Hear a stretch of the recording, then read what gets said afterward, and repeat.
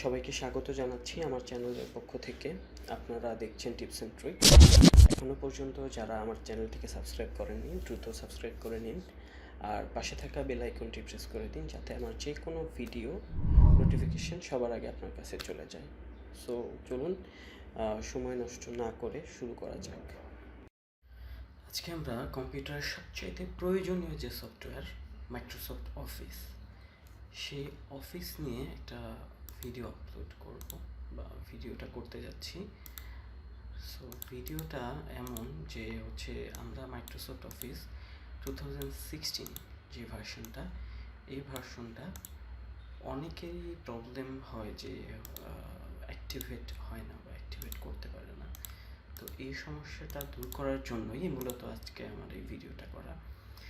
তো আমরা যদি মাইক্রোসফট অফিস 2016-এর ওয়ার্ডটা বা যে কোনো একটা যদি ওপেন করি, তাহলে আমরা দেখব যে এইরকম একটা ডায়লগ বক্স আসবে শুরুতেই, যে আপনার প্রোডাক্টটা অ্যাক্টিভেটেড নয় বা প্রবলেম আছে কোনো সে কোডে, মানে যে লাইসেন্স কিটা সেই কিতে সমস্যা আছে। তো এই প্রবলেমটা আমরা কিভাবে সলভ করবো, এটা ক্যান্সেল করে সিম্পলি আমরা কেটে দিব। তারপরে আমরা কি করব, জাস্ট আমাদের তেমন কিছুই করতে হবে না।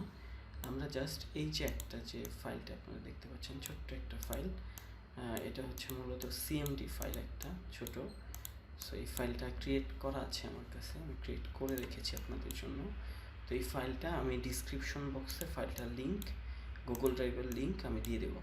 তো আপনারা কি করবেন, জাস্ট এটা রাইট বাটন ক্লিক করে রান অ্যাজ অ্যাডমিনিস্ট্রেটর দিয়ে দিবেন, দেন পারমিশন চাইলে ইয়েস দিয়ে দিবেন, তাহলে ওকে। এখন আমরা বসে থাকবো, দেখবো যে কি হচ্ছে অ্যাক্টিভেটিং ইওর অফিস। তো এটা চলছে, আমরা দেখবো অ্যাক্টিভেশন হওয়া পর্যন্ত একটু অপেক্ষা করি।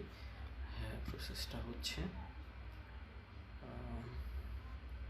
হ্যাঁ, এই যে হয়ে গেছে। তো আমরা এখন দেখবো, দেখতে পাচ্ছি কি এখানে লেখা কি, দেখেন লেখা হচ্ছে যে প্রোডাক্ট অ্যাক্টিভেশন সাকসেসফুল।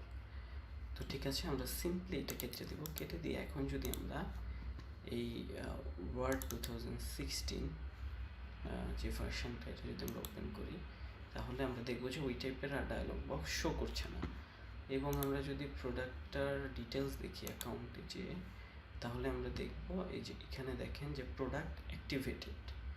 আমারটা Microsoft office professional plus 2016 version. So এই আমি যে ট্রিক্সটা দেখালাম, এই ট্রিক্সটা মূলত মাইক্রোসফট অফিস 2016 এবং মাইক্রোসফট অফিস প্রফেশনাল প্লাস 2016 এই দুইটা ভার্সনে আপনারা এই ফাইলটা দিয়ে অ্যাক্টিভেট করতে পারবেন। সো ধন্যবাদ সবাইকে, আজকের ভিডিও এই পর্যন্তই ছিল। আর একটা কথা না বললেই নয় যে আপনাদের সাপোর্ট এবং সহযোগিতার কারণে আমাদের চ্যানেল 100 সাবস্ক্রাইবার পা রেখেছে। তো সেই জন্য সবাইকে অনেক অনেক অনেক ধন্যবাদ। এইভাবেই আমাকে সাপোর্ট করে যাবেন। আর যারা আমার ভিডিওতে নতুন, তারা সাবস্ক্রাইব করবেন ইনশাআল্লাহ। পরবর্তীতে আরও নতুন নতুন ট্রিক্স শেয়ার করব। ধন্যবাদ, আবারও ধন্যবাদ সবাইকে। আসসালামু আলাইকুম।